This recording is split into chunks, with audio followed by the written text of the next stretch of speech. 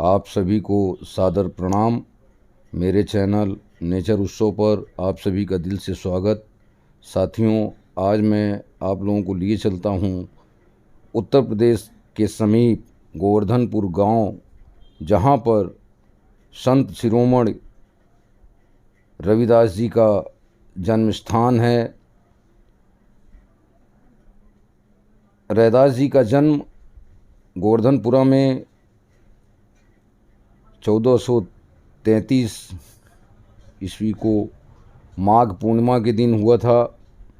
इनकी माता का नाम कलसा देवी और पिता का नाम संतोष दास था। इनके शैक्षिक गुरु पंडित शारदानंद जी थे। प्रसिद्ध संत उस समय के कबीर साहब इनके गुरु भाई हैं। स्वामी रामानंद जी कबीर साहब के और रैदास जी के गुरु थे। प्रसिद्ध संत मीराबाई इनकी शिष्या। साथियों, अभी मैं पिछली वीडियो देख रहा था संत रविदास जी के संबंध में। एक मान्यवर अपना वक्तव्य दे रहे थे। ब्राह्मण और शूद्र पर थोड़ी सी चर्चा में, चूँकि संत रविदास जी की बात चल रही है और काशी के ब्राह्मणों ने संत रविदास को स्वीकार किया। मित्रों, मनुवादी विचारधारा की बात बहुत सारे मित्रों ने वीडियो के माध्यम से किया। आज मैं थोड़ी सी चर्चा आप लोगों से, चूँकि संत रविदास पे बात चल रही है तो थोड़ी सी चर्चा करना यहाँ पे उचित समझ रहा हूँ। साथियों, अगर वेद की बात आप कर रहे हैं तो वेद में पहली ऋचा लिखी हुई है, जन्मनो जायतो शूद्र। जन्म से सभी शूद्र पैदा होते हैं, ये हमारा वेद कहता है। कर्म के हिसाब से ब्राह्मण को कहते हैं द्विज। एक जन्म माँ के पेट से और दूसरा जन्म उसे खुद लेना पड़ता है।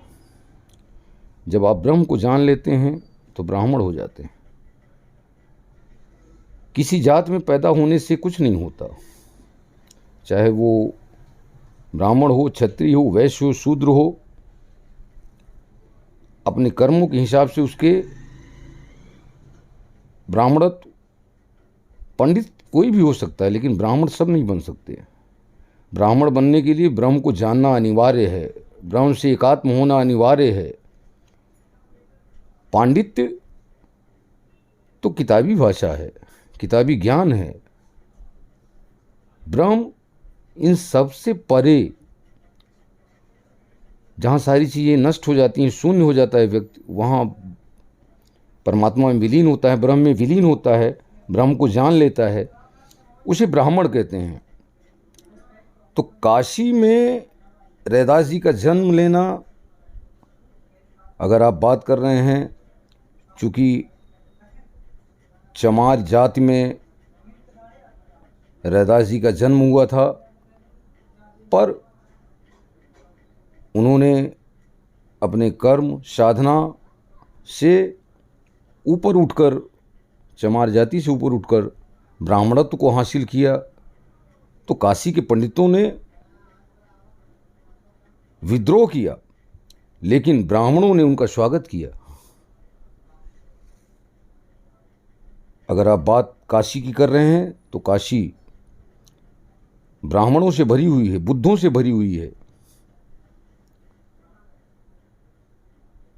बुद्ध, जब बुद्ध हुए, जब तक राजा के लड़के थे,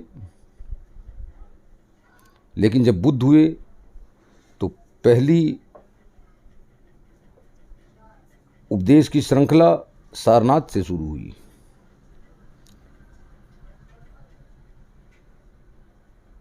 यहाँ पर संत कबीर, संत रैदास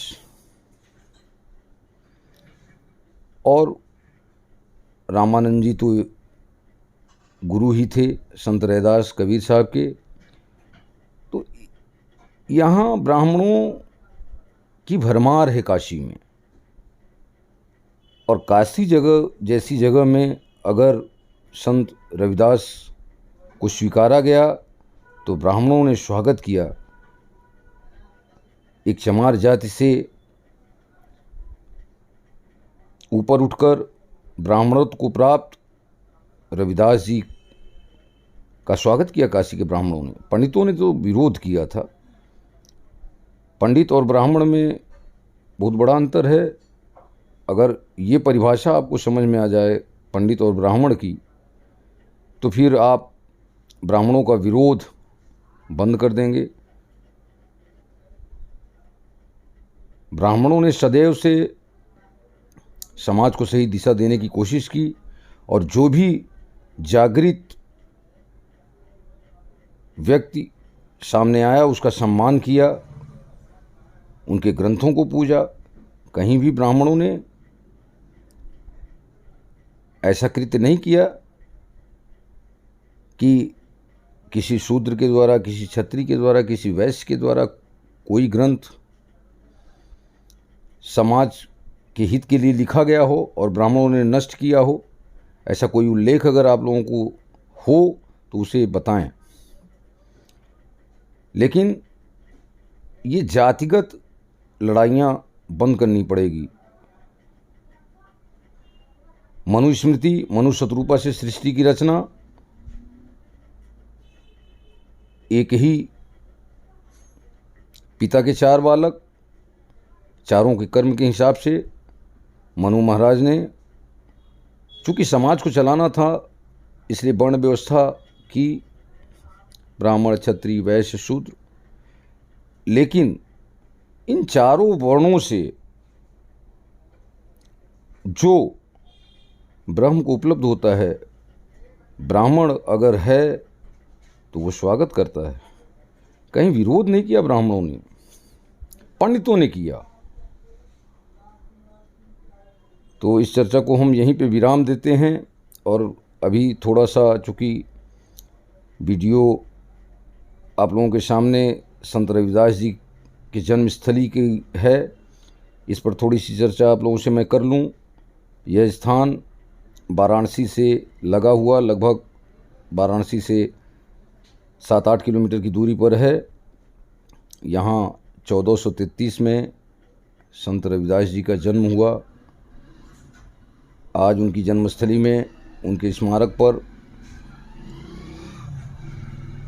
उनके भक्तों के द्वारा आलीशान मंदिर बनाया गया है।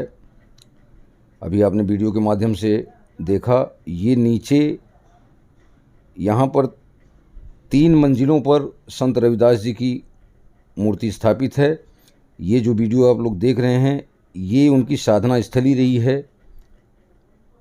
ये नीचे के पोर्शन में अंडरग्राउंड है, वहाँ पर संत रविदास जी की तस्वीर रखी हुई है। ये उनकी साधना स्थली है। अभी पीछे के वीडियोज़ में आप लोगों ने देखा होगा, एक रविदास जी की सोने के सिंहासन पे मूर्ति विराजमान है। शुरुआत में जैसे ही आप अंदर प्रवेश करेंगे तो संत रविदास जी की मूर्ति है। 3 मंजिले में, तीनों मंजिल में संत शिरोमणि की मूर्ति स्थापित है। बहुत खूबसूरती के साथ इस मंदिर को सजाया गया है। ध्यान, प्रवचन, भजन के लिए पर्याप्त जगह है। ये देखें, ये बीड़ा रखी हुई है। जब कभी आप वाराणसी जाएं तो संत शिरोमणि संत रविदास जी का जन्म स्थान गोवर्धनपुर में जाकर ज़रूर देखें। आज आलीशान मंदिर बना हुआ है, बगल में इनका वो है। धन्यवाद।